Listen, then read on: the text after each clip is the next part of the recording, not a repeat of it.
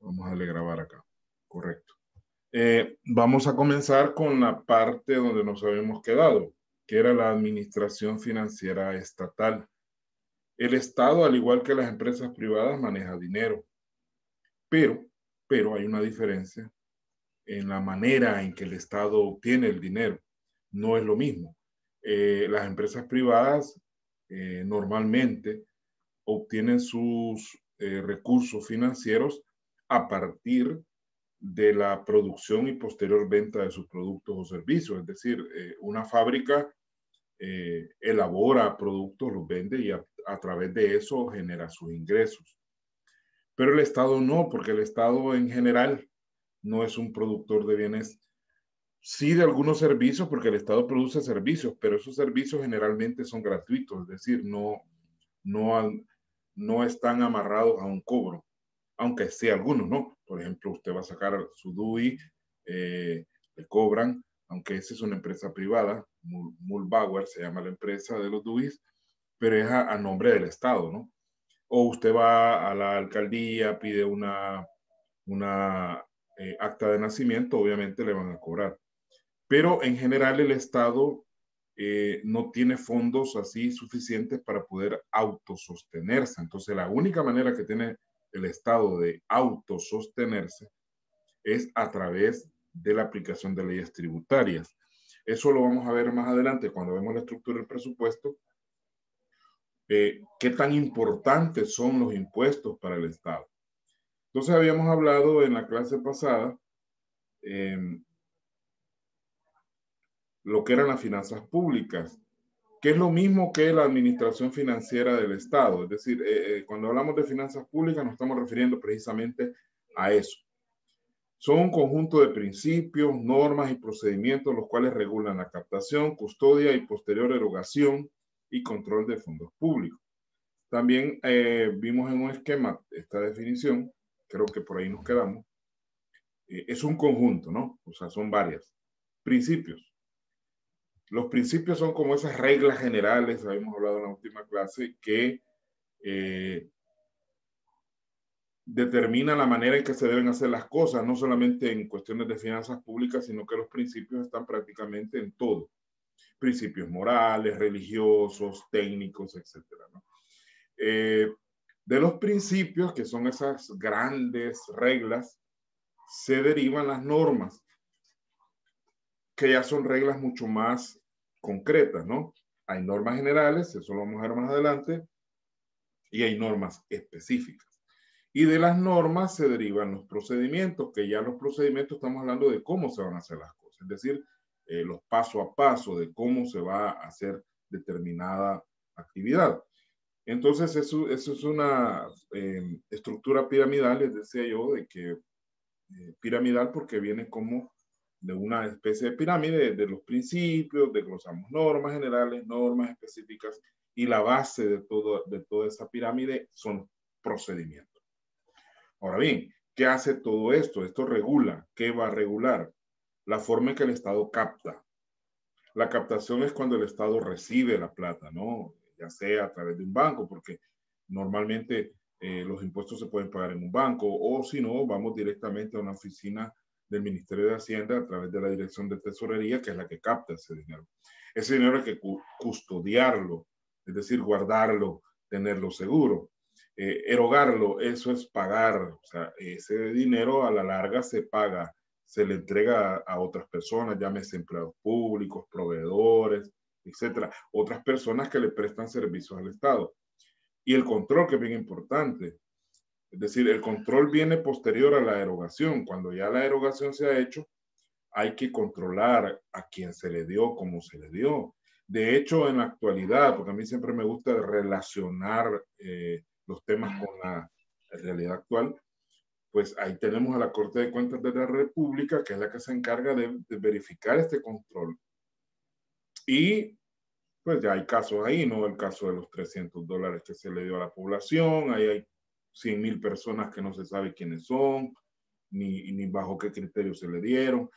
Hay familias donde le dieron a todos los de la familia, les dieron dinero, y hay familias donde a nadie recibió dinero. Entonces, Todos esos procesos de control son naturales, o sea, es normal que la Corte de Cuentas cuente costillas, como le llamamos así en la jerga popular, ¿no? Contar costillas, es decir, verificar, bueno, mira quién se lo dio, cómo se lo dio, etc.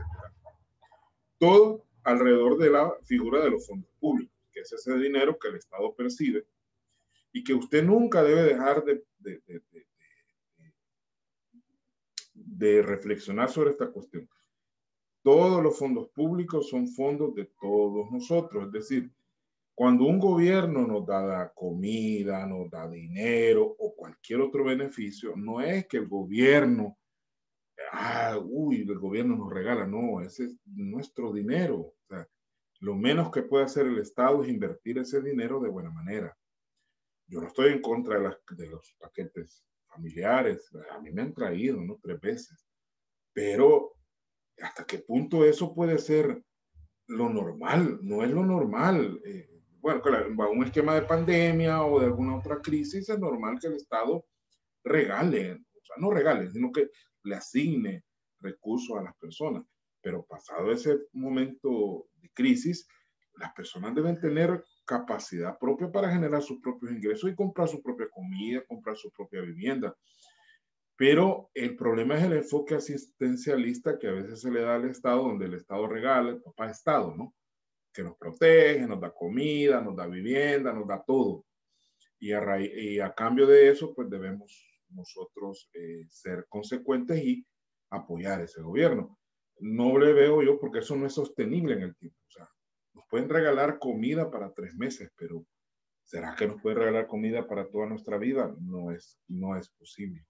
Pero bueno, eso ya es política. Yo en política no me meto. Vamos a seguir. Esto ya lo habíamos explicado. Y ahora vamos a hablar, creo que este fue el último punto que tratamos en la clase anterior, cómo se contrapone, es decir, cómo se diferencia la administración financiera estatal versus, que es la palabrita que está ahí en negro, en medio, versus, o sea, contra la administración financiera privada. ¿Qué diferencias hay entre la forma que el Estado administra y la forma en que las empresas privadas administran su dinero? Hay ciertas diferencias muy marcadas y las vamos a desglosar, son 4 o 5. Quiero decirles también que en la segunda parte de la clase vamos a dar un espacio para lo de laboratorio, que ya les envié por ahí el documento y probablemente puedan haber algunas dudas, aunque no me han escrito al WhatsApp. Eso me da una señal de que está claro lo que estoy pidiendo ahí, ¿no? Pero si hubiese alguna duda, pues la vamos a ver en la segunda parte y al final. Perdón, al final. Primero, la administración financiera estatal tiene una tendencia legalista y burocrática. Expliquemos eso. Legalista porque los administradores financieros del Estado, llámese Ministerio de Hacienda o demás dependencias del Estado, están siempre,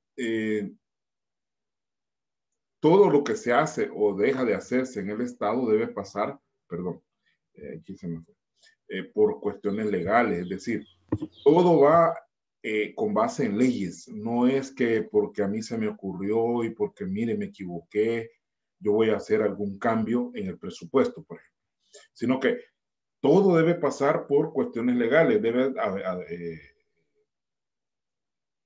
aprobarse un decreto donde yo digo, bueno, este dinero, estos milloncitos, no los voy a gastar en obras públicas, por ejemplo, sino que los voy a gastar en, por ejemplo, en vacunas. Un ejemplo, ¿no? No voy a construir esta carretera porque realmente, aunque es necesaria, pero no urge tanto, y lo voy a gastar en medicamentos. Pero eso debe pasar por un proceso legal ante la Asamblea Legislativa. Y burocrática, porque lo burocrático se relaciona al Estado.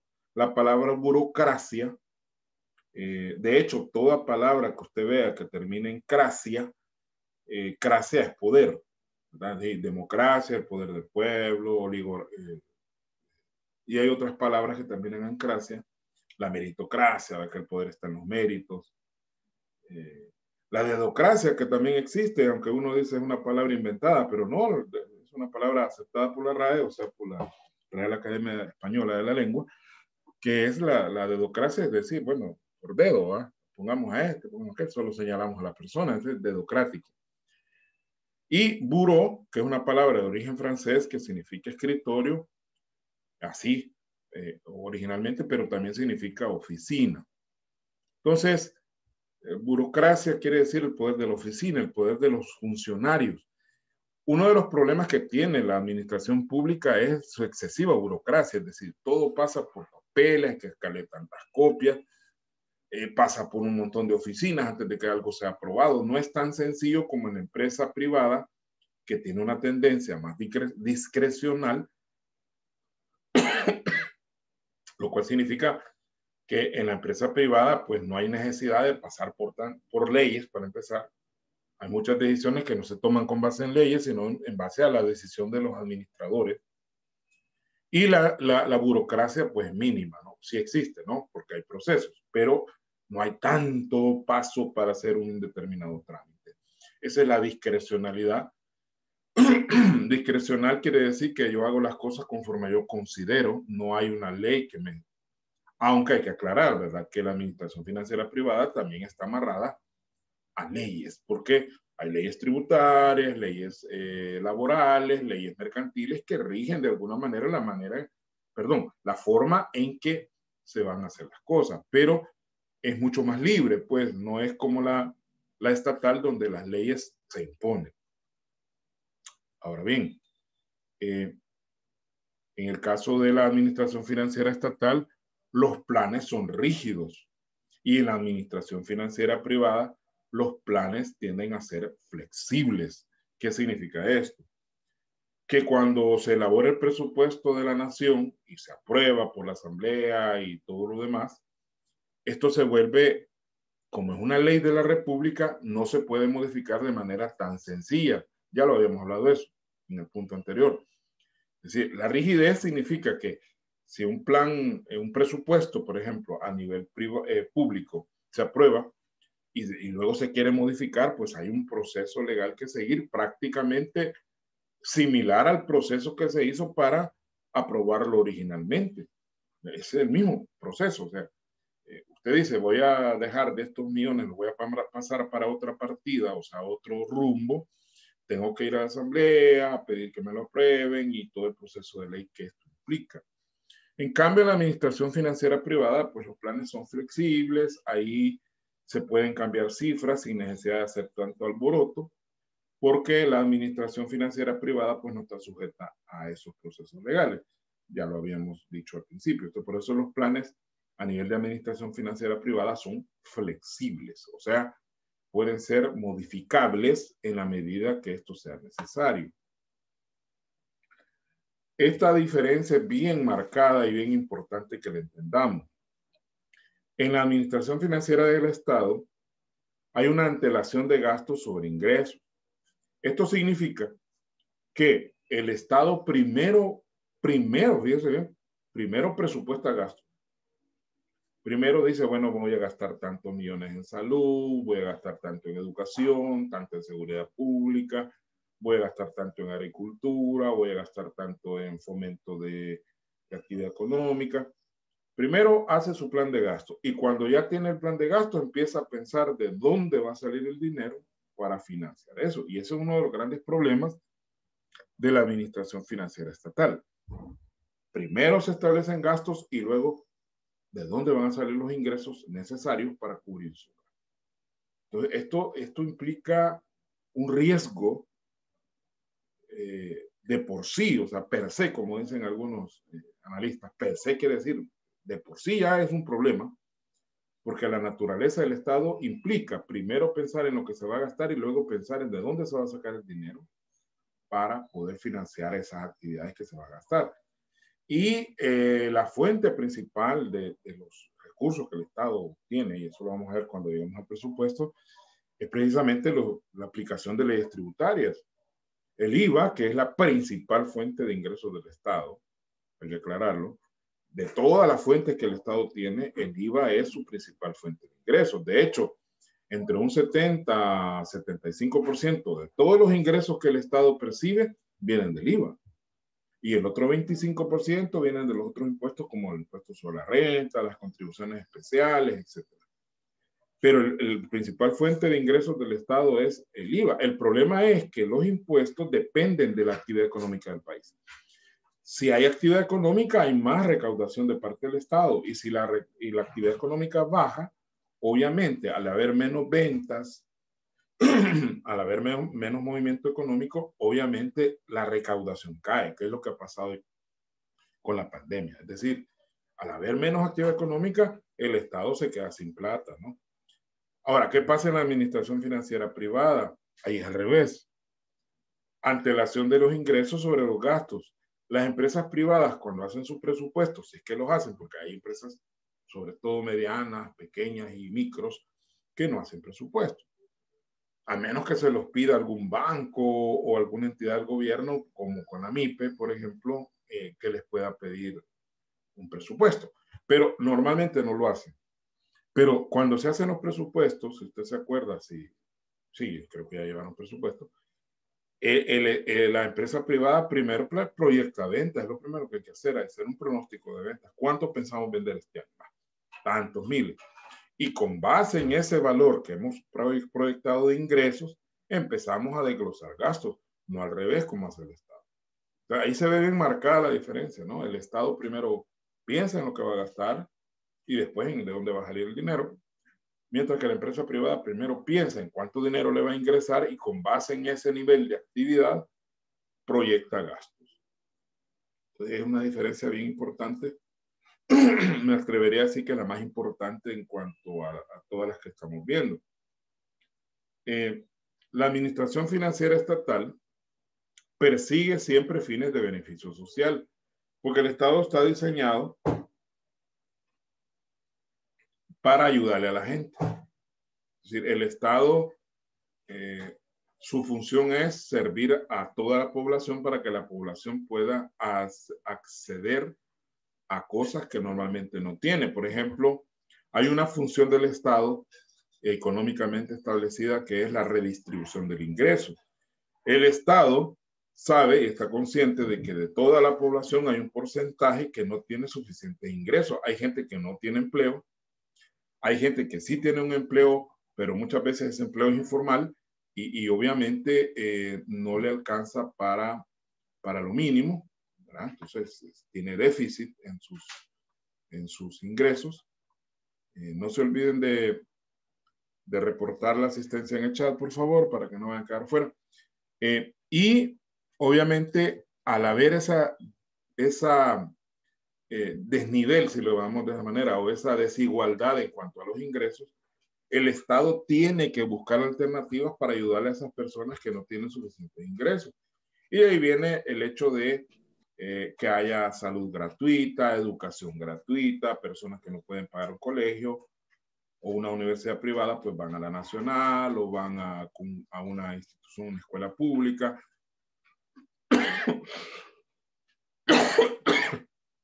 O buscan los servicios de FOSalud, por ejemplo, que es un gratuito dentro de lo que cabe, porque no pueden pagar una clínica privada, y así ayuda, comida, le dan a algunas comunidades, les llevan materiales para que hagan sus casas.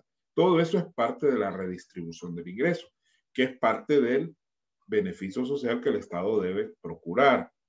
Mientras que una empresa privada, su beneficio siempre es privado, es decir, va hacia personas particulares que son que quieren obtener ingresos. Por eso no es justo que socialmente se quiera denigrar a los empresarios diciendo que son ladrones, que viven de a costilla de la gente. Mire, la verdad es que cada quien sabe cómo tiene su negocio y de dónde salió la plata para tenerlo. No es justo. No creo que usted, por ejemplo, que me está escuchando, en algún momento usted ponga su negocito y su negocito empieza a crecer y que la gente lo vaya a criticar por eso. Ahora, tampoco es justo decir que si usted compró algo en $3, lo tiene que vender en $3. Pues el esfuerzo de que usted está haciendo de buscar a quién comprárselo y luego buscar a quién vendérselo, tiene una compensación. Por eso usted compra en 3 y vende en 5. Esos $2 extras no son un robo, son una compensación a su esfuerzo que no cualquier persona lo va a hacer. Entonces no hay que satanizar a los empresarios, decir que los empresarios son malos, que los empresarios Claro, hay de empresario a empresario, porque también empresarios que explota a sus trabajadores, estafa a sus clientes. Claro, esos tipos de empresarios tampoco se les puede justificar. Pero en general, no se puede juzgar a los empresarios solo por la razón.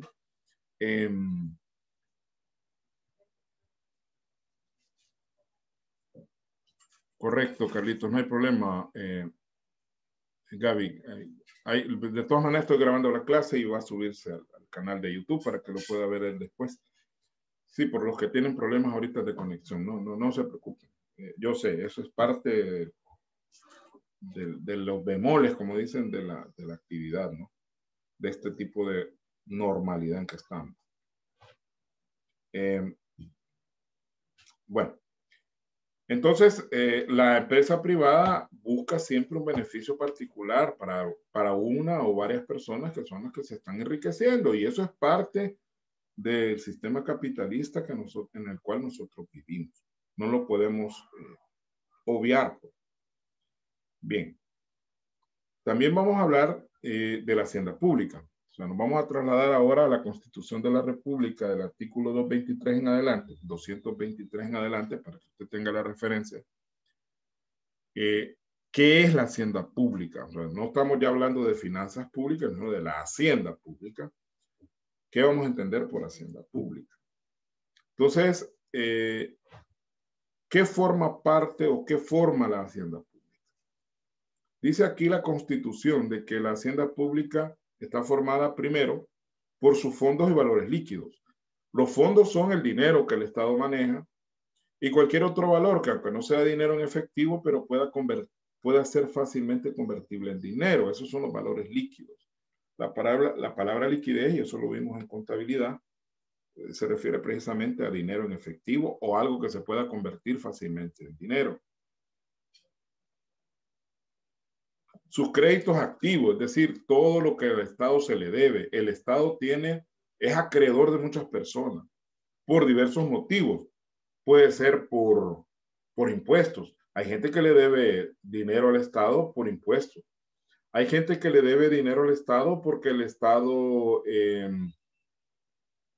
le ha prestado un servicio. En fin, hay una gran variedad de personas que le deben al Estado y por lo tanto esos créditos que el Estado tiene activos son parte de la hacienda pública también, aunque no los tengan en efectivo en la bolsa, ¿no? Pero el hecho de que usted se los deba al Estado, ya eso forma parte del patrimonio estatal. Sus bienes muebles, o sea, llámese escritorios, computadoras, el Estado tiene maquinarias, depende de qué ministerio usted evalúe, usted va a ver que hay una serie de recursos muebles. Por ejemplo, el Ministerio de Obras Públicas tiene tractores, tiene grúas, etcétera. Lo mismo el Viceministerio de Transporte tiene grúas. El Ministerio de Economía tiene mobiliario, tiene computadoras, etcétera. Y raíces, porque el Estado también es propietario de terrenos, de edificios, casas, donde están algunas de sus oficinas. También esto forma parte de la hacienda pública. Los derechos derivados de la aplicación de las leyes relativas a impuestos, tasas y demás contribuciones, así como los que por cualquier otro título le correspondan. Ahí ya estamos hablando específicamente de los impuestos, que cuando usted le debe impuestos al Estado, eso forma parte de la hacienda pública también. Las tasas, que eso vamos a hablar más adelante, qué es una tasa y cuál diferencia hay entre una tasa y un impuesto, y las contribuciones especiales, que también son tributos, pero son diferentes, ¿no? Eso lo vamos a ver cuando hablemos de los ingresos corrientes. Ya cuando estemos desglosando el presupuesto, ahí les voy a explicar cuál es la diferencia entre impuesto, tasa y contribución especial. Los tres son tributos, pero tienen ciertas diferencias, ¿no? Y el impuesto, en su caso, viene a ser como el tributo típico, o sea, el tributo más tributo de todos. Es el que más cumple con la definición de tributo, es el impuesto. Pero eso lo vamos a ver más adelante. Ahora, pero así como el Estado tiene derechos y tiene, ¿cómo se llama?, recursos a su favor, el Estado también tiene obligaciones y hay que restárselas, obviamente, a ese conjunto de recursos que tiene el Estado, que vimos en la lámina anterior, hay que restarle las obligaciones, o sea, los pasivos del Estado. El Estado también tiene pasivos. Son obligaciones a cargo de la hacienda pública las deudas reconocidas y las que tengan origen en los gastos públicos debidamente autorizados. A la hora que el Estado gasta, el Estado genera obligaciones. El Estado, por ejemplo, consume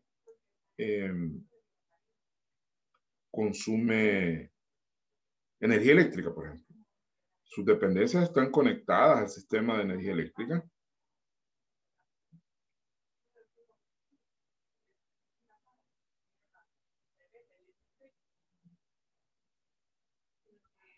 Permítame.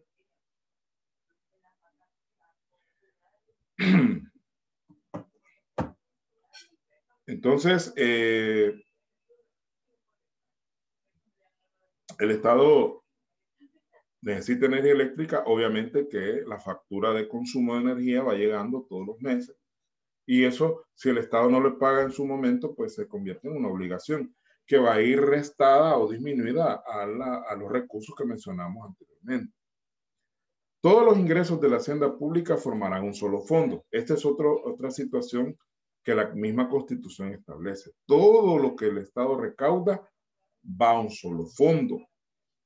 Y esto estará afecto de manera general a las necesidades y obligaciones del Estado. Es decir, el Estado no puede decir que este dinerito que acaba de entrar lo va a gastar en esto, este otro dinerito. No, todo el dinero va a una sola caja y en la medida que las necesidades van surgiendo, así se va gastando el dinero.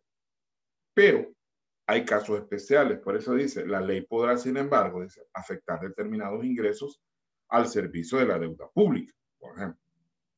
El Estado puede decir, bueno, un porcentaje de todos los ingresos que entren se va a guardar para pagar deuda, que es muy alta, por cierto, en nuestro país, ¿no? Ya sobrepasa el 90% de la deuda del PIB. La deuda externa o la deuda en general, porque hay interna y externa, sobrepasa ya más del 90%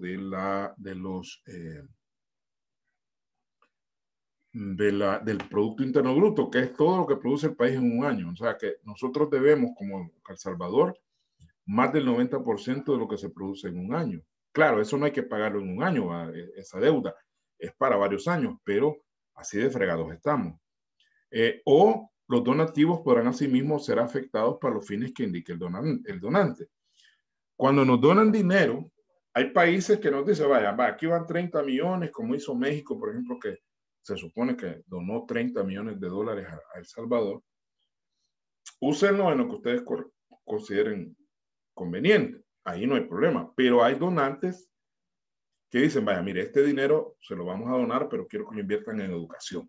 O este dinero quiero que lo inviertan en salud. Eso es válido legalmente porque el donante tiene la libertad de determinar en qué se debe usar el dinero, dado que es dinero de ellos y está siendo regalado, ¿no? Una donación es un regalo y por lo tanto el donante tiene derecho a decirnos, mire, yo quiero que lo invierta en esto. Son casos especiales donde ese dinero no entra al fondo común, sino que ese dinero se aparta para ciertos fines.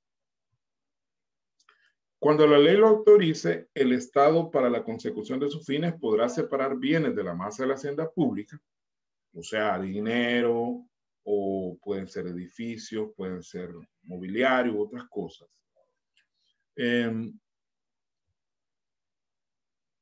Puede separar bienes de la masa de la hacienda pública o asignar recursos del Fondo General para la constitución o incremento de patrimonios especiales destinados a instituciones públicas.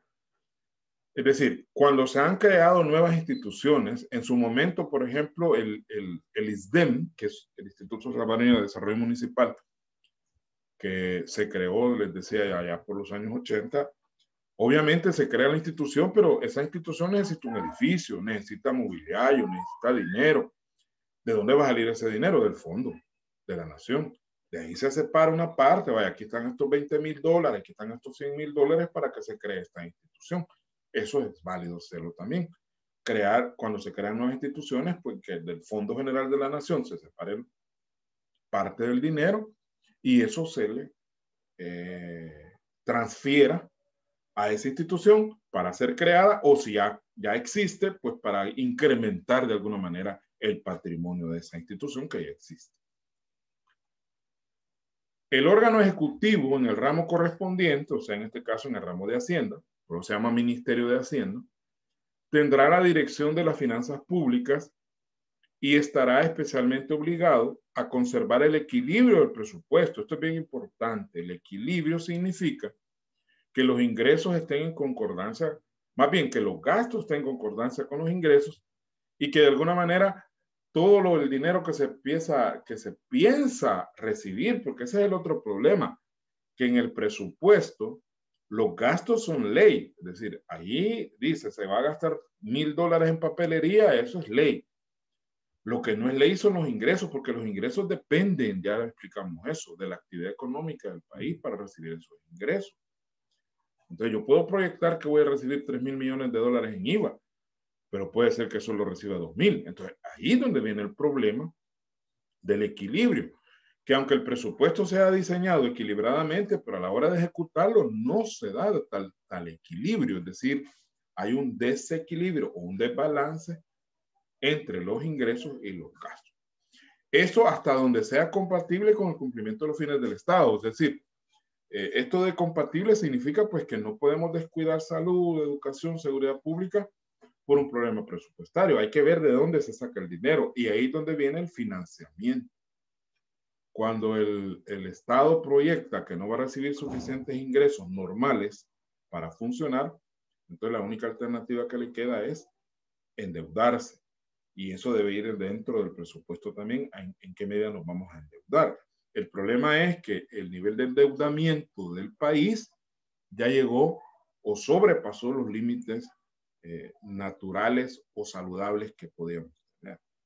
Es decir, es como que usted se ha endeudado tanto que ni con todo el salario que usted gana puede pagar sus deudas normalmente. Bien, vamos a terminar esta parte, jóvenes. Vamos a terminar y nos reconectamos inmediatamente.